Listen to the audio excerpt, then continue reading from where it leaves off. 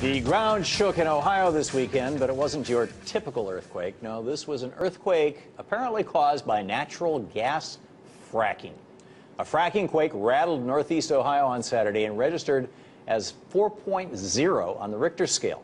It was the 11th earthquake in the same area, which just so happens to be near an oil injection or fracking site in Youngstown. Ohio officials believe that shooting thousands of gallons of wastewater into the ground alongside a fault line is responsible for causing the earth to shift. And a seismologist with the Ohio Seismic Network warned that more quakes are possible until fracking near the fault lines stops and the pressure is eased. 4 injection wells, along with the one in Youngstown, are now inactive, while further investigations are launched into the cause of the earthquake. So how much more evidence do we need that fracking is inherently dangerous when the earth below us starts shaking? For more on this, I'm joined by Dr. Tony Ingrafia, the Dwight C. Baum Professor of Engineering at Cornell University. Dr. Ingrafia, welcome. Good to be with you, Tom. Thanks for joining us. For those who may not know, could you quickly recap what fracking is and why it's spreading across the U.S.? Sure. Fracking is a means of stimulating, in this case, a gas well to more easily give up its gas. It's the injection of a fracking fluid under relatively high pressure into, in this case, shale formations to fracture and reopen the fractures that are naturally in the shale to release the gas. Fracking essentially increases the productivity of the well and makes for a better economic return on the investment. And they do this by pumping hundreds of thousands of gallons of water mixed with chemicals under pressure into the ground to bust up the underground formations. Do I have that right?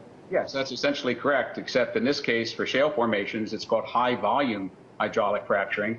And a typical shale gas well, like the one you're seeing on the screen right now in Pennsylvania, uses somewhere between 5 and 8 million gallons of this frac fluid, which, as you said, is mostly water, but it contains certain chemicals that aid the fracking process and protect the well.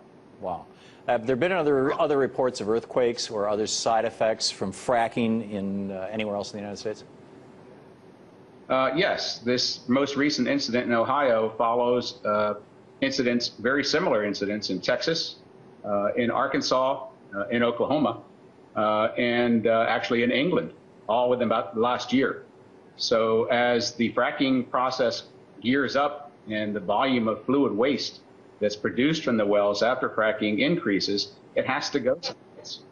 And where it's been going in large part out of Pennsylvania, West Virginia, and Ohio is into the injection wells in Ohio, like the one that caused this most recent quake.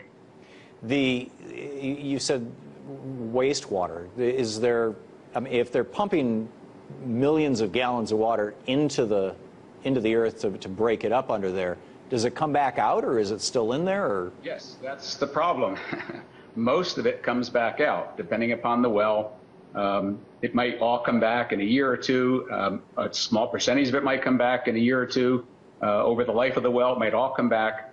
But the major problem with fracking and shale formations, in my opinion, is the potential environmental impact, and in this case, seismic impact, of what to do with the waste fluid. So there are millions of gallons of waste fluid coming out of each well. And in Pennsylvania, it's expected that there will be 100,000 shale gas wells at least. And in Ohio, that's the same number. And that waste fluid is dangerous. Why, and how is it being treated right now? It's dangerous because it's not just water. There have been chemicals added to it to assist in the fracking process and to protect the well from corrosion, for example. But while the fracking fluid is underground, before it comes back up, it's also gathering large quantities of salt, heavy metals, and in some instances, naturally occurring radioactive material. So when it comes back to the surface, it's certainly not water. It's certainly not just salt water. It is a very dangerous material to the environment, to the ecology. Sounds like toxic waste. It's a toxic waste. And so is it being treated as toxic waste? Is it being recovered and appropriately disposed of? There are very few ways that it can be disposed of properly. And unfortunately, in Pennsylvania recently, the Pennsylvania Department of Environmental Protection asked the operators in Pennsylvania to stop dumping this liquid waste through sewage treatment plants because it was causing problems with drinking water. And so the companies then said, well, we then have to do something else with it. There are a limited number of industrial waste treatment plants, too few of them to handle the volume of the waste.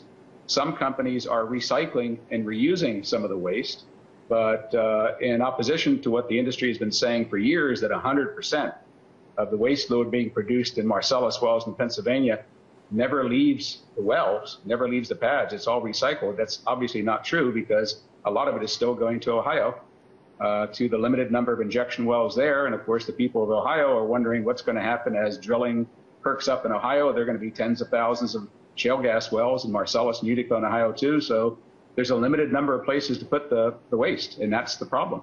That's amazing. How are other countries regulating or treating fracking? Fracking has been going on for a long time. What we're really talking about here is a certain form of fracking that's necessary to produce gas from shale formations. And producing gas from shale formations is a relatively new process, invented here in the U.S. It's now being picked up in a couple of countries abroad. In some countries, it's currently under moratorium or prohibited. In France, for example, in South Africa. There are many places where it's under moratorium temporarily, for example, in Quebec. So different entities, different countries, different provinces in different countries are treating the issue in different ways, because many of them are concerned that a proper science hasn't been done, especially with regards to waste disposal. Wow. It seems like we've just leaped into a technology without considering the long-term consequences, not unlike the nuclear experiment, nuclear power 30, 40 years ago. Yeah. Good analogy. Corn ethanol, another one. Set policy because of science, and very often you have to withdraw. There you go. Thank you so much for being with us, sir. My pleasure. Thank you very much. To provide benefits. For instance, is production as secure as it appears? Will jobs and taxes really be as stable as claimed? What will the environmental impacts really be? Can we count on energy independence from shale gas and unconventional oil? I've never seen anything hyped more than shale gas. Wall Street loves a sexy story, and shale gas provided just that. It has incredible horizontal drilling techniques and Hollywood pyrotechnics, which are the fracture stimulation. It was an easy sell to Wall Street. It started with the Barnett, then it moved to the Fayetteville, the Haynesville, the Marcellus, the Bakken, Eagle Ford. It's hopped the pond to Europe. We're now in China, India. Everybody is participating in what the industry calls the shale gas revolution. All the while, the hype has reached ever-giddy heights, with every shale play claimed to be better than the last. We've all heard the slogans: game changer, national treasure, shale gas revolution, 100 years of gas available and energy independence for all. But being ever the contrarian, I began to question shale gas several years ago. After years in the financial markets in Europe and the U.S., the one thing I've learned is that when an investment is hyped to this extent, you better beware. So let's look at some of the claims that have been made, and let's look at some of the rhetoric versus reality. Jim Mulva, who's CEO of ConocoPhillips, says, if oil is the prize, the natural gas is the gift. Nature's gift to the people of the world. But Platts Oil and Gas Reporter, which is one of the preeminent industry publications, had this to say about shale gas.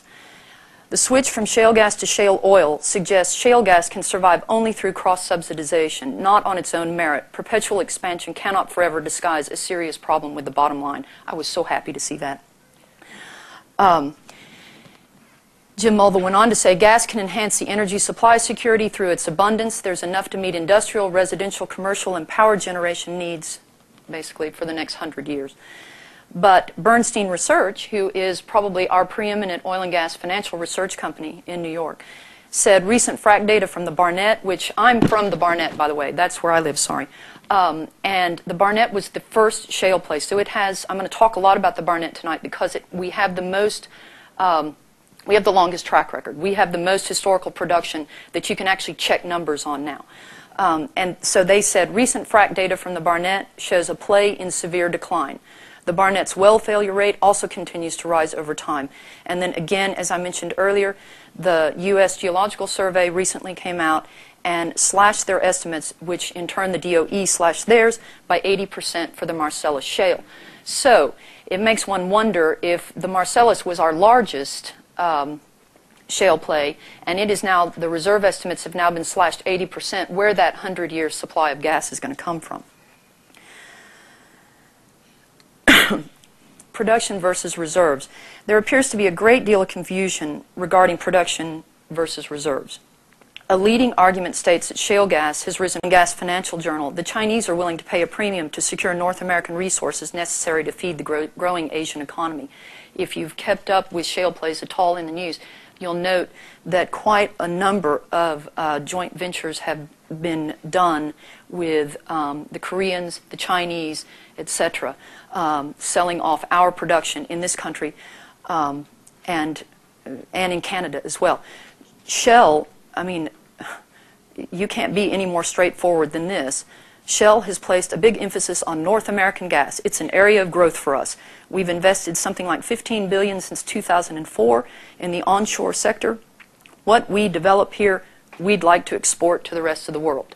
Now that doesn't play in very well with the populist argument that, or statements that you hear from industry that this is American gas extracted for Americans by Americans, and that it's going to save us from international terrorism by having domestic energy security, because out the back door the shale gas is going to Asia. So here's where it gets kind of tricky. We just talked about that. Sorry, I'm a little bit off. Let's say you as an operator convince Congress to legislate the Pickens Plan. And in this country, we begin mass conversion of power plants, truck fleets, etc. And we now become much more dependent upon natural gas because we think, and we've been told, that it's a cheap and abundant source of energy. So you're now being paid handsomely, if you're the operator, for that gas. In the meantime, you begin to export American natural gas to Asian countries to grow their economies. You're now being paid quite handsomely, much better in Asia than you are in the domestic market for your product. And as we know, the market's going to rise. I mean, it's whatever the market will bear at the end of the day. So the domestic prices are inevitably going to rise when exportation becomes a big factor in this game. This is fantastic if you're an operator, because you'll be making money hand over fist. But what if you're an American consumer? If you're an American consumer, you have now, thanks to the genius of Congress, converted your electricity to be dependent upon natural gas. Manufacturers have, they're ramping up production. Plastics is ramping up production as we speak because they claim natural gas is a cheap and abundant source. So they're going to use it as feedstock for plastics, and they're talking about we're going to bring jobs back to the U.S. Because natural gas is so cheap. Truck fleets used to transport goods are now going to be dependent upon natural gas to move inventory around the country. Only now, natural gas prices have gone through the roof thanks to exportation and Asian demand.